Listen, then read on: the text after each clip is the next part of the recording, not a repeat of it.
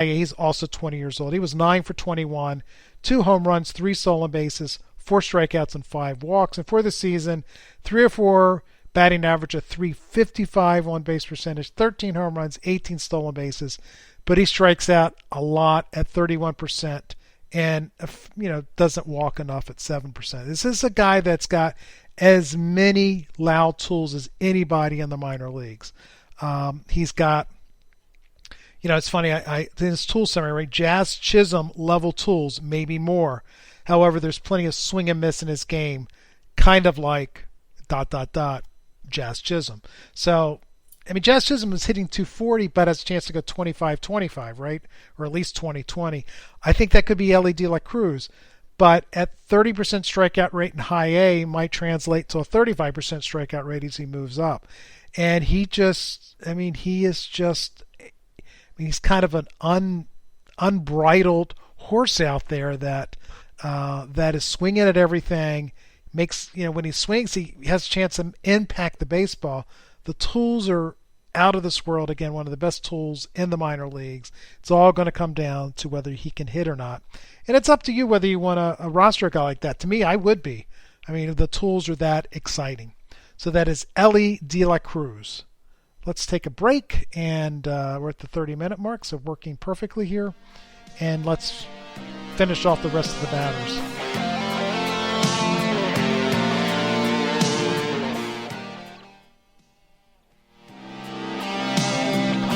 As we get deeper into the lower levels of the minor leagues, less famous guys, because the first 10 guys are pretty famous, and it's pretty cool to see those guys really having great weeks, right? Because you want your stars to have great weeks.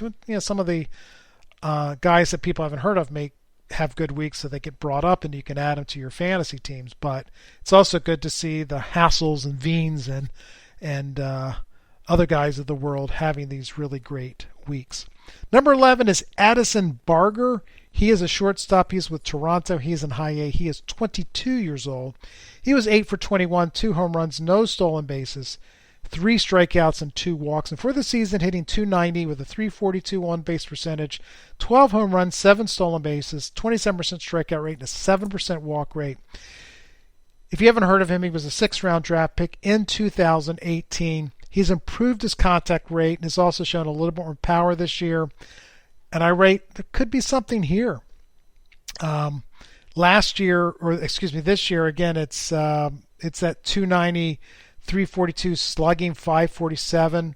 He's striking out too much, walking a little bit, not enough. So he's got to work on his approach a little bit. I don't know if he's chasing balls out of the strike zone or if his swing is long.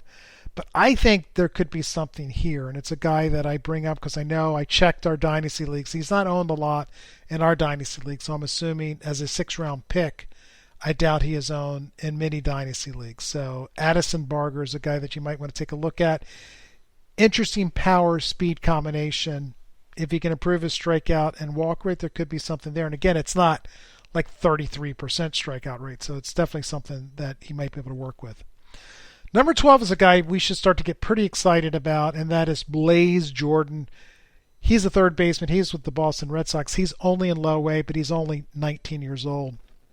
He was 13 for 26 this past week, 3 home runs, a stolen base, 2 strikeouts, and a walk. And for the season, he's hitting .291 with a .343 on-base percentage, 6 home runs, and 2 stolen bases, 17% strikeout rate, and a 6.5% walk rate.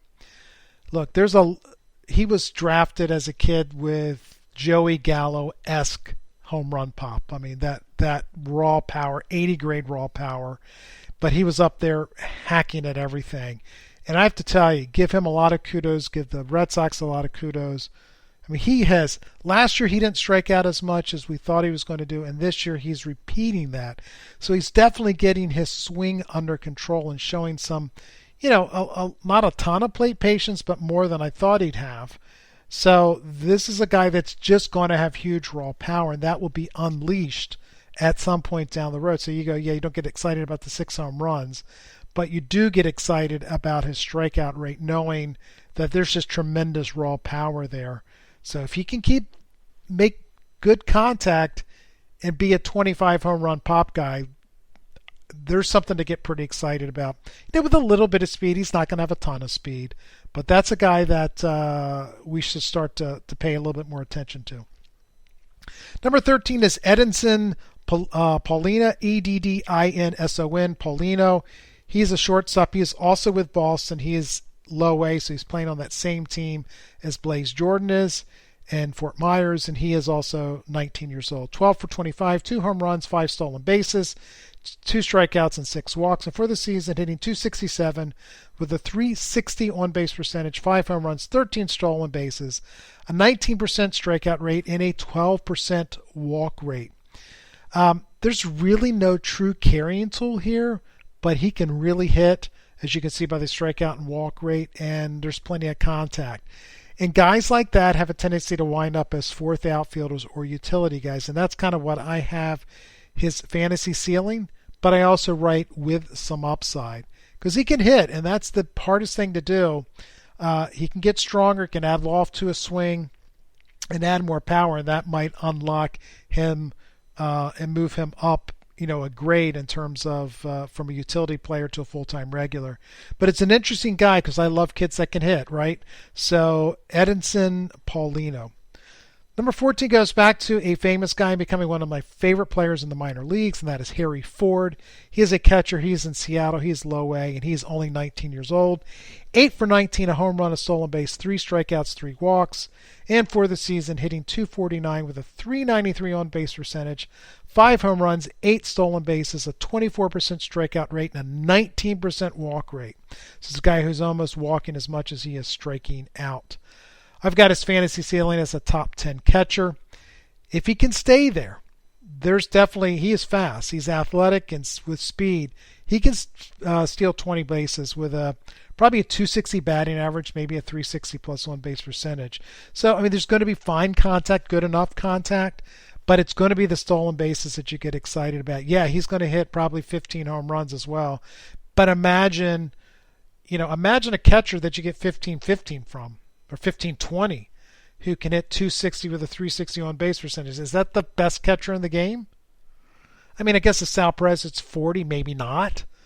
But that's pretty exciting. That's something to get pretty excited about. Now, will he stay a catcher? Bryce Harper got drafted as a catcher. He was offensively too good, too athletic for him to stay behind the plate. So he took his 80 grade arm and moved to right field. Could we see Harry Ford move to right field? Absolutely. So I just had to grab a drink of water. So that's my only, again, I try to be balanced here and I don't want to be just a fanboy. I love Harry Ford. He's going to be the greatest player ever. He's going to be the number 1 overall pick in a fantasy league for 10 years running. I'm not going to say that, but I'm going to try to give you where I think those areas of concern are. He's athletic. I think he's going to hit enough. He's definitely got plus speed, and I think he's going to develop at least above average power. But will he stay a catcher? That's the big question. He is currently playing catching in DH. The last 2 guys are kids in the complex league. The first guy is Iverson Leonardo. He is an outfielder. He is plays for Detroit. He is 20 years old. 8 for 22 this past week for the season. So there's only been a handful of games, so I went for the whole season. Most of these guys have played 7, 8, 9 games. So I cheated a little bit. So 8 for 22 for the year, 4 home runs, 2 stolen bases, 4 strikeouts, and 3 walks. He turns 21 in August, so he's kind of old. He spent 2 years in the DSL, and he was repeating the complex league, throwing a missed 2020 season, and it's time to get this guy into full season affiliated ball. I think if he continues to hit, we will see that. Great bat speed. There is a big hitch in his swing, so there could be some concern about that, but as the old saying goes, so far, so good. Last guy is Gleider Figuereo, Gleider. Last name is Figuereo. He's a shortstop. He's with Texas. He is in the ACL, the Arizona Complex League. He is only 17 years old. 10 for 22, 2 home runs, 3 stolen bases, 5 strikeouts, and 7 walks. He walks more than he's striking out so far this year. That was also what he did in the DSL in 2021. So that could be foretelling the kind of hit tool this guy might have. There's going to be questions coming to the season how much power he's going to have. So the 2 home runs are a nice, encouraging development. Hopefully that's not a surprise, and that is somebody who is starting to show a little bit more pop. But it's only been 7 games, so let's not get too excited. But the guy that you might want to etch in your kitchen table. Take another quick break, get back, let's do the pitchers, and then we'll review everybody and get out of here.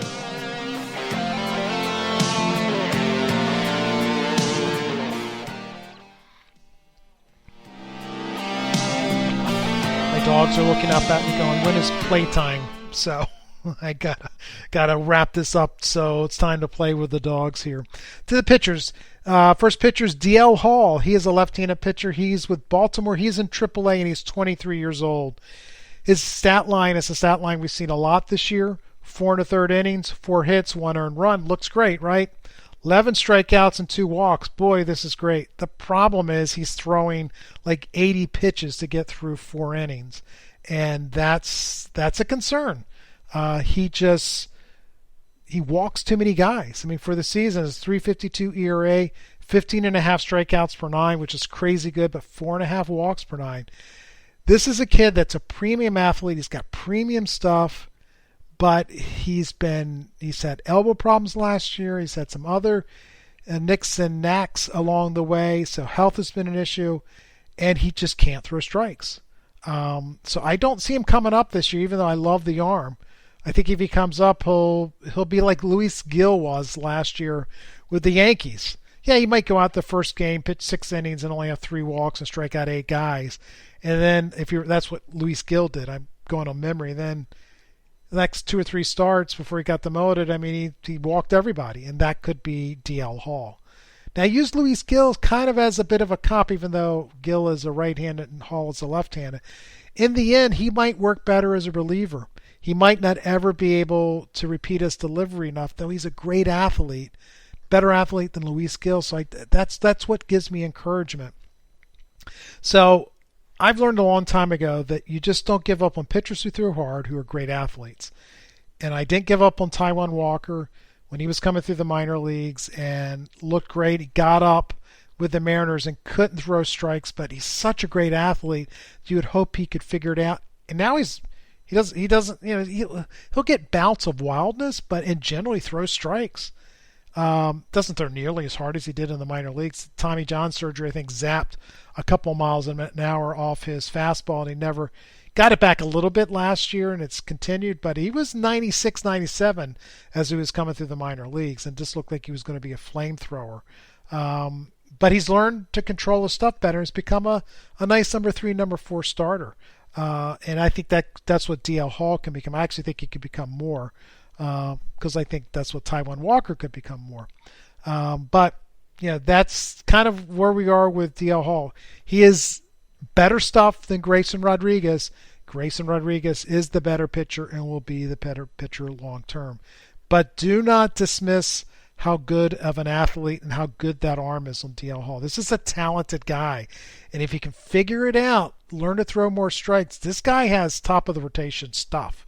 And he could develop into that. So do not give up on DL Hall, but do not be surprised if he becomes a reliever long term. Next guy is Logan T Allen. He is a right-handed pitcher. He's in Double-A. He is 22 years old. 6 innings pitched, 2 hits, no earned runs, 11 strikeouts, and a walk.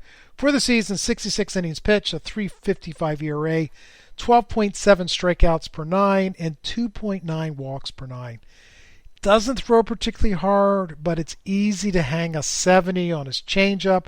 I saw him pitch but that Akron team was loaded. So much pitch when he came through Akron to Somerset. And the changeup, I mean, nobody could hit it. I probably logged 10 or 12 swing and misses on it. Throwing some plus control, and you can see at least a number 4 starter, maybe more. He pitches for the Guardians, so you always think of Shane Bieber because you see these guys that don't have average fastballs, and that's what Shane Bieber was. They were able to grab a mile or two more out of him. threw strikes, had the great secondary pitches, and won a Cy Young. Not going to say Logan T Allen can do that, but